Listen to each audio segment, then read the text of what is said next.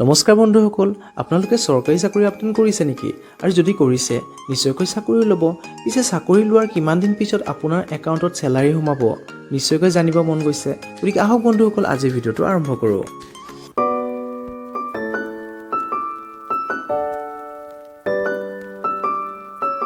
আপোনালোকে চাকৰিত জইন কৰাৰ 2 দিনৰ পিছত আপোনালোকৰ পাছবুকৰ জেৰক্স বা চেকবুকৰ কপি বিভাগীয় কৰ্তৃপক্ষই বিচাৰিব আৰু সেইমতে আপোনালোকে অফিচত গৈ সেইটো জমা দিব লাগিব।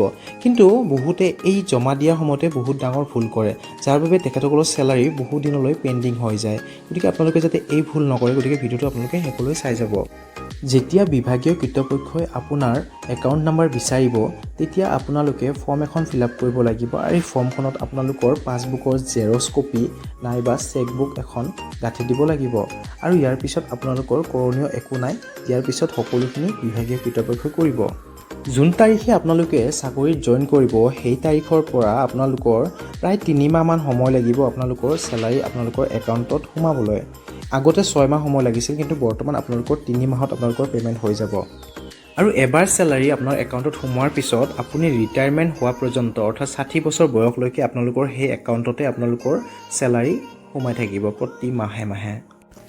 আপোনালোকে যিকোনো বেংকৰ পাছবুকৰ একাউণ্ট নাম্বাৰ আপোনালোকে জমা দিব পাৰে, কিন্তু মই আপোনালোকক উপদেশ দিওঁ আপোনালোকে ষ্টেট বেংক অফ ইণ্ডিয়াৰ একাউণ্ট নাম্বাৰহে আপোনালোকে জমা দিলে বেছি ভাল হয়। কাৰণ পিছলৈ লোন বা অন্য সা সুবিধাৰ কাৰণে ষ্টেট বেংক অফ ইণ্ডিয়াৰ পাছবুক দিয়াটো খুবেই ভাল হোৱা দেখা গৈছে। বন্ধুসকল, আপোনালোকে এটা ভুল নকৰিব, আপোনালোকে সদায় KYC ছাবমিট হোৱা পাছবুক একাউণ্ট নাম্বাৰহে আপোনালোকে জমা কৰিব। মানে কথা হ'ল, বেছিভাগ দেখা পোৱা গৈছে যিবিলাক নতুনকৈ আমাৰ যুৱক যুৱতীসকলে চাকৰিত সোমায়, তেখেতসকলৰ বয়স মেক্সিমাম 18 বছৰ পৰা 25 বছৰৰ ভিতৰত হয়।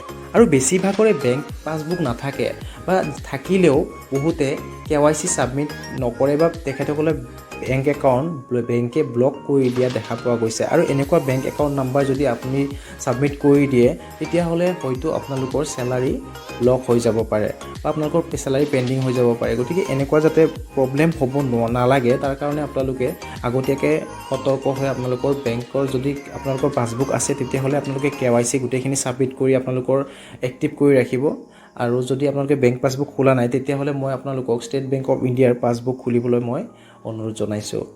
যদি আজি এই ভিডিঅ'টো আপোনালোকৰ ভাল লাগিছে, লাইক, শ্বেয়াৰ আৰু ছাবস্ক্ৰাইব কৰিব নাপাহৰিব।